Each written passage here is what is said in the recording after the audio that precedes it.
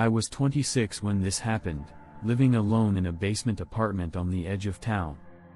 Not sketchy enough to feel unsafe, but quiet enough that nights got real still. The kind of still where every sound feels louder than it should. I worked late shifts at the hospital, so I usually got home around 1:30 a.m. That night was no different. I parked, walked down the concrete steps, unlocked my door, and collapsed onto the couch without even turning on the lights. Around 3 a.m., I woke up to knocking. Not loud knocking. Slow. Careful. 3 knocks. Then silence. At first I thought I dreamed it. Basement apartments pick up weird noises. Pipes. Wind. Footsteps from upstairs. I sat up and listened. 3 more knocks. Same rhythm. Same spacing. I checked my phone. No texts. No missed calls.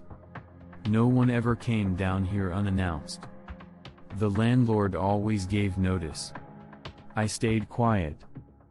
After about a minute, the knocking came again. This time closer together. More impatient.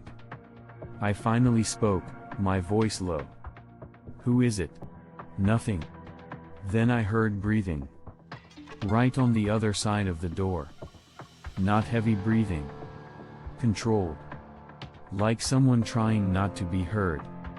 My heart was hammering. I didn't move. I didn't even blink.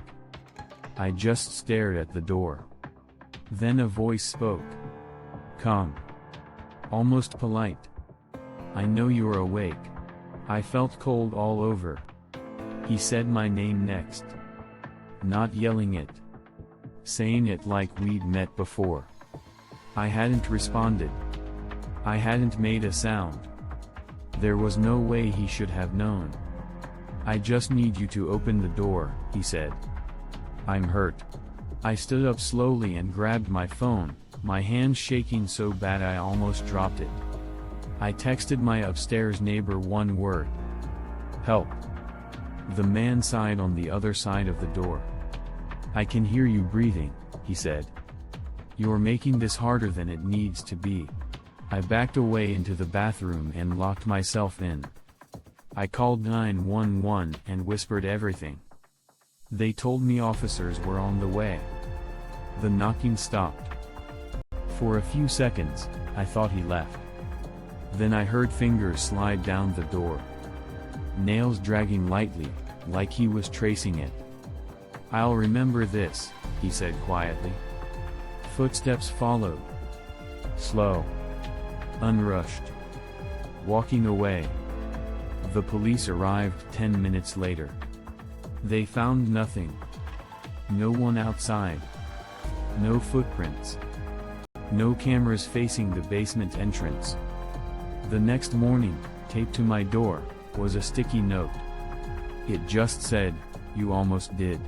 Story 2. This happened during a December snowstorm when I was driving rideshare to make extra money.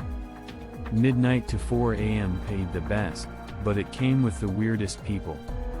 At 2:17 a.m., I got a pickup request on a side road that barely showed up on GPS. The app hesitated before confirming, which should have been my first red flag. I almost canceled. Almost. The pickup pin led to an abandoned bus stop. No lights. No houses. Just snow falling sideways and my headlights cutting through it. Then I saw him. Standing just outside the beam of my lights. Tall. Hoodie pulled tight. Face hidden. I unlocked the doors. He got in without a word and sat directly behind me. Not diagonal. Not passenger side. Straight behind my headrest. The app showed a destination but no name. Just a street. No number. I tried small talk. Nothing. After about 5 minutes, I noticed something weird. Every turn I took, he quietly say left or right a second before the GPS did. Perfect timing. Every time. I asked how he knew the route. He leaned forward until I could feel his breath near my ear. "You're not taking me where it says," he whispered. I pulled over without thinking. He laughed. Not loud. Just a soft breathy sound. "Too late for that," he said. I canceled the ride. The app froze. Screen went white.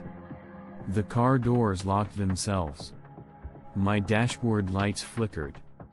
Then his phone buzzed. Bright light filled the car for half a second.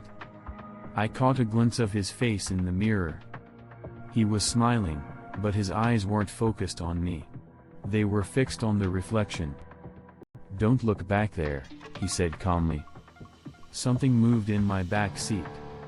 Not him. Something lower. Like it was crouched. I slammed the brakes and yanked the door handle. The locks popped open. I ran. I didn't look back. I didn't hear footsteps. I just ran into the snow until my lungs burned. When I finally turned around, my car was gone. Police found it 2 days later. Parked perfectly at a rest stop 30 miles away. The back seat was soaked. Not water. Not snow. I don't drive nights anymore. And I don't trust GPS when it hesitates. If you made it this far, like the video, subscribe, and share it with someone who drives late at night. You never know who's really in the back seat.